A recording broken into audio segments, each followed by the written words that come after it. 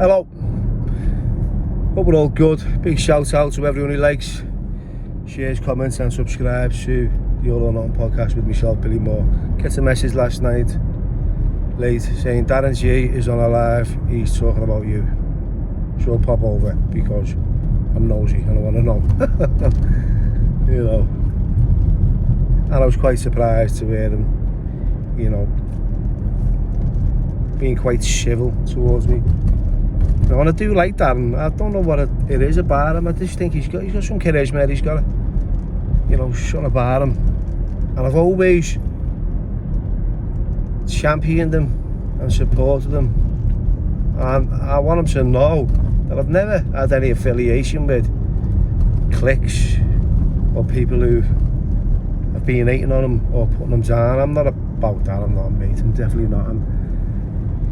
You know, I wouldn't get into that arena. And I'll never have anyone on my podcast sitting across from me to slagging anyone down if they're not there to defend themselves. So just get that one clear. And yeah, I heard you say that I got in touch with you about 3 years ago. It was you that got in touch with me, I remember now. And it was about your book, and it was about Sean Atwood, you know, taking the person taking advantage, and you asked me for some guidance and a little bit of advice. Now, I don't know if you took it the wrong way. I'm sure you did, and it wasn't meant to put you down in any way. But I said to you, you know, if you remove the ego and just get humble, you know, your book will become more attractive. And that's the truth. People don't want to listen to egos, and humility is more attractive. And I only shared that information with you because I remember when I was writing my book, well, I was in a cell, and I had the pen and the paper. I could have invented anything. Could have told you the story of how hard it was, and you know, how I bench cell doors in half, and how I beat up loads of screws, and you know, cough for loads of birds, and had loads of dough. And I knew that was just bullshit, and I told the truth. I said, look, yeah, you know, I was a crazy mixed up kid, addicted to heroin and crack cocaine. Went to Thailand to get me shit together. Big mistake, by the way. Because I didn't realise that it wasn't just the drugs. The drugs were only a symptom of the problem. The problem was me and my thinking and how I coped with how I felt. And when I was writing my book, I started to realise if I get humble and be honest, we'll see where it goes. And I did. And guess what? It became a bestseller. So I was just offering you some guidance. And I love your message, mate. Calmac UK. Just let me correct you on our title. It's called Weapons Down, Gloves Up. And we all work under the same umbrella. It's about reaching out to youngsters and sharing a little bit of lived experience. I'm not letting our experience cloud our judgment when it comes to their pathway or what they want to do, because these kids don't want to listen sometimes, mate. It's hard work. I'm under no illusion that, you know, we're living in a different era with a different breed of youngster these days. But it's nice that we get the opportunity to do a little bit of training with them, so it's all physical, and then there's some education and employment at the end of it, and it's down to them. They've got to turn up. The reason we do the boxing program is because it promotes discipline and manageability. So they've got to turn up at a certain time. You know, they've got to listen to the coaches.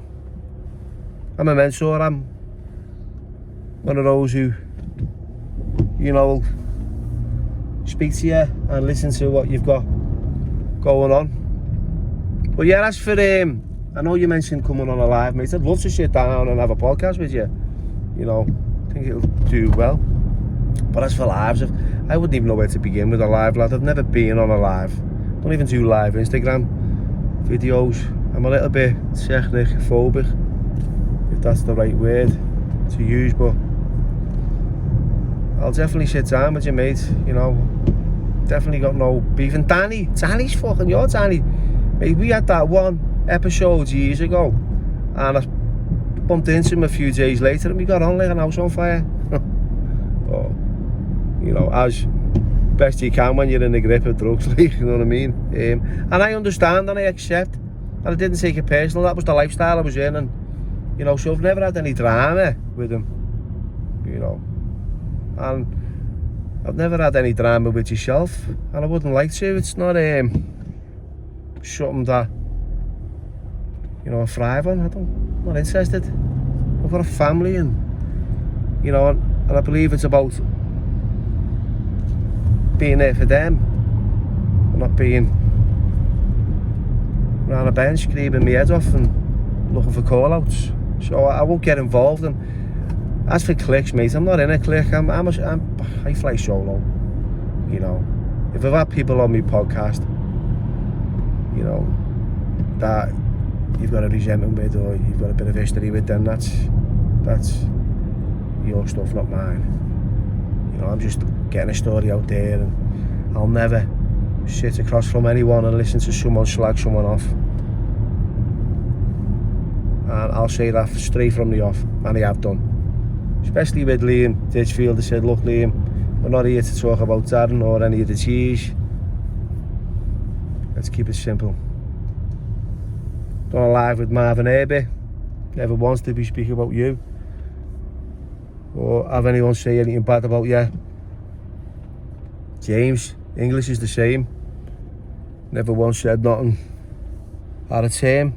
And I don't think, and Danny Christie, the same again, mate. I just interview these cats, and, you know, sometimes we become friends with them and sometimes we don't. But yeah, anyway, appreciate what you said. I do. Thank you. It takes a lot of courage to admit any wrong, you know. And I'm sorry if I've come across in a message or said anything that has harmed your feelings, but I don't believe I have. I've tried to help you and guide you. And yeah, and like, there's people that you have around you that I don't like, and I'm not even going to mention them, but I did mention them earlier on. Not my cup of tea, a few of them, and that's okay. It's okay to have differences and not like different people, but it doesn't mean the individual you're speaking to has got to be hated on. So yeah, I think we could. I think you've got a message and you've got a massive platform, and I think if you went about it the right way, you'd smash it. I do. Choose a life, not a knife. Brilliant. Weapons down, gloves up. It's all the same, just under the same umbrella, all working together to help kids have a better future. Have a better future than what we had, because let's have it right. No one came into my school, or no one offered me any job opportunities. It was a YTS, simple as. Rehabilitation was getting locked up. The kids these days are smoking loads of green, which is spiked with all kinds of crap. You know, they're coming back positive for opiates, these kids now, so it's a bit of a struggle. But anyway, hope you're well, mate. Take care, and a big shout out to everyone who likes, shares, comments and subscribes to the channel. Appreciate it. Ta-ra now.